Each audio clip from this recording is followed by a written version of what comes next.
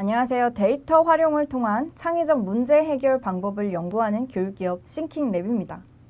많은 기업과 기관에서 데이터를 활용하려는 움직임이 높아지고 있는데요. 최근에는 꼭 데이터를 다루는 전문적인 부서나 개발자보다 일반인과 비전공자, 그러니까 아주 일반적인 직무인 영업과 마케팅, 전략, 기획 같은 부서에서도 데이터를 활용하려는 움직임이 늘어나고 있습니다. 이렇게 기존의 기업의 의사결정 방식이나 혹은 비즈니스 구조를 데이터와 같은 디지털 기술을 바탕으로 전환하려는 움직임을 우리는 디지털 트랜스포메이션, 그리고 그 과정에서 필요한 데이터 같은 것들을 읽고 쓰고 해석하고 데이터로 커뮤니케이션 할 수 있는 어떤 역량을 우리는 데이터 리터러시라고 부릅니다. 그리고 최근에는 아까 말씀드린 것처럼 이런 일반인과 비전공자들을 위한 데이터 리터러시에 대한 관심이 높아지고 있는데요.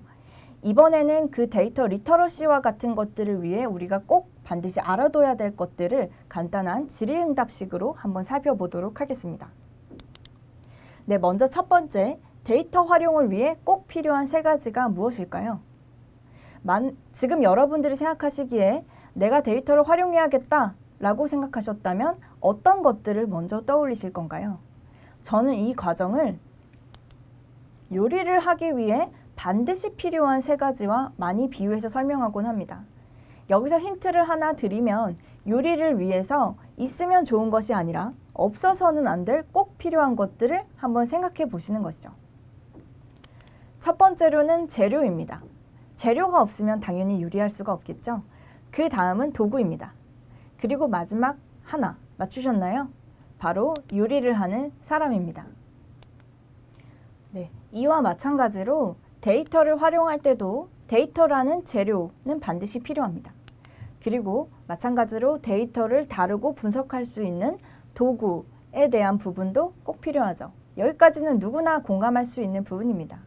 그런데 마지막으로 사람, 그러니까 데이터를 다루고 데이터에 계속해서 관심을 가지고 데이터를 꾸준히 활용할 사람에 대한 부분은 소홀한 것이 사실입니다. 그런데 좋은 연장이라도 그것을 사용할 줄 아는 목수가 있어야 결국에는 가치가 있는 것처럼 데이터를 계속해서 다루고 관심 있는 사람에 대한 부분은 아주 중요한데요.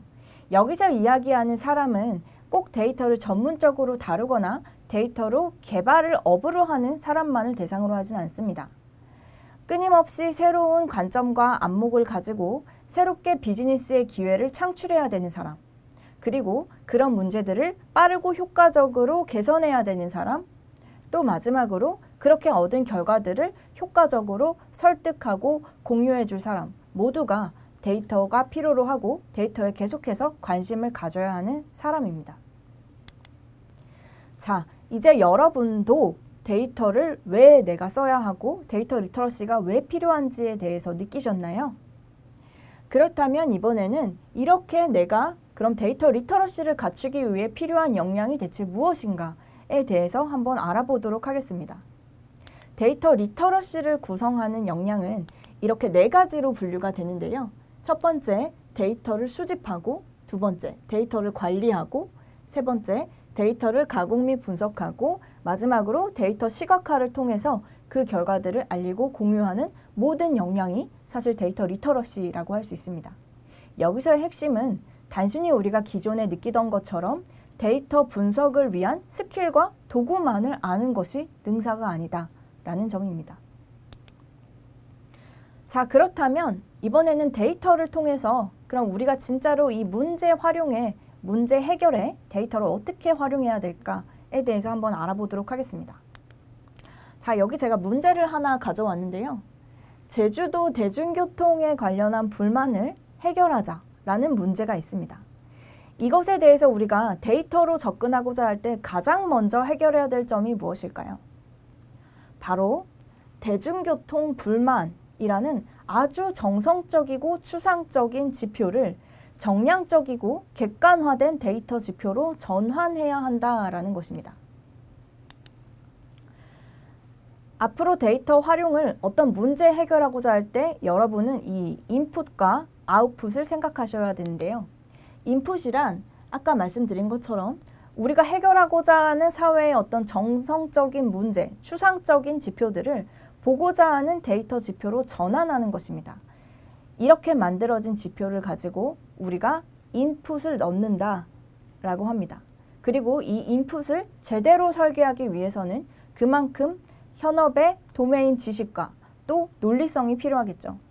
그런데 이 인풋을 설계하는 것도 어렵지만 그 이후에 어떤 결과를 도출해서 볼 것이냐라는 아웃풋을 설정하는 것도 사실은 많은 노력과 훈련이 필요한 부분입니다. 아웃풋이라고 하면 말 그대로 이 각각의 데이터를 통해서 결국에는 도출하고자 하는 구분을 바탕으로 어떤 결과를 보고자 하는지를 정하셔야 되는 거죠. 크게 4가지가 있습니다. 첫 번째는 현상 파악, 두 번째는 인과관계, 세 번째는 유사도 분석과 예측 분류, 네 번째까지 이렇게 나눠져 있습니다. 여기서의 핵심은 각각의 데이터를 통한 결과별로 그것에 대해서 볼 수 있는 목적과 주요 분석 도구가 나뉘게 된다라는 것을 아는 것입니다. 결국에는 어떤 하나의 데이터 분석 방법만이 능사가 아니다라는 점을 꼭 기억하셔야겠습니다. 데이터를 어떻게 분석할지 정했다면 그 다음으로는 데이터를 모아야겠죠. 그런데 이 데이터를 수집하는 방법도 사실 쉽지는 않습니다. 여러분은 어떤 것들을 떠올리셨나요? 아, 데이터가 너무 많다. 방대한 양의 데이터를 어떻게 분석할 것인가? 크롤링부터 배워야 될 것인가? 이런 고민들을 많이 하십니다. 그런데 실제로 우리가 간과하는 것이 하나 있습니다. 수집에 앞서서 실제 데이터를 모으기 위해서 우리가 고려해야 할 점들은 어느 사이트를 수집할지, 어떤 부분을 수집할지, 또 얼마나 자주 수집할지, 얼마나 많이 수집할 건지, 이 외에도 여러 가지 실제로 데이터가 수집되고 난 이후 전에 우리가 고려해야 될 것들이 있습니다. 데이터를 실제적으로 분석하고 개발하기 바로 직전 데이터 비전공자들, 데이터를 잘 알지 못하는 일반 사람들이 데이터를 활용하기 위해 혹은 제대로 된 데이터를 모으기 위해 혹은 그런 데이터들을 제대로 분석하기 위한 사람과 커뮤니케이션을 하기 위해 우리가 가장 먼저 고려해야 될 부분은 바로 이 부분이라는 점을 꼭 기억하셔야 합니다. 그럼 이렇게 데이터를 제대로 모았다라고 했을 때 이제 어떤 식으로 분석을 시작해 볼 수 있을까요? 대부분의 많은 사람들이 데이터 분석을 하실 때 파이썬 혹은 R 같은 전문적인 개발 용어를 배워야만 데이터를 분석할 수 있는 도구들을 떠올리시는 경우가 많습니다. 그런데 지금 데이터 비전공자 혹은 일반인들을 대상으로 데이터를 커뮤니케이션하고 뭔가 데이터를 분석을 시작해야 된다고 했을 때 조금 더 쉬운 도구는 없을까요? 이걸 위해서는 2가지 조건이 있는데요. 첫 번째는 누구나 쉽게 데이터 분석을 바로 해볼 수 있어야 한다. 바로 내가 해볼 수 있어야 된다라는 조건이 있을 수 있겠습니다. 두 번째는 이렇게 얻은 결과들을 토대로 또 이것을 누구나와 쉽게 공유하고 그 피드백을 받아야 된다라는 조건이 있을 수 있겠죠. 저희는 이것을 위해 가장 쉽고 빠른 방법으로 누구나 데이터를 활용할 수 있는 데이터 시각화를 통한 시각적 분석, 비주얼 애널리틱스 방법을 제안합니다. 그렇다면 이런 비주얼 애널리틱스를 통한 데이터 리터러시를 어떻게 시작할 수 있을까요? 보다 자세한 방법은 저희가 싱킹랩의 데이터 리터러시를 위한 시각적 분석과 과정을 통해 말씀드릴 수 있습니다. 네, 지금까지 데이터 활용을 통한 창의적 문제 해결 방법을 연구하는 기업 싱킹랩이었습니다. 감사합니다.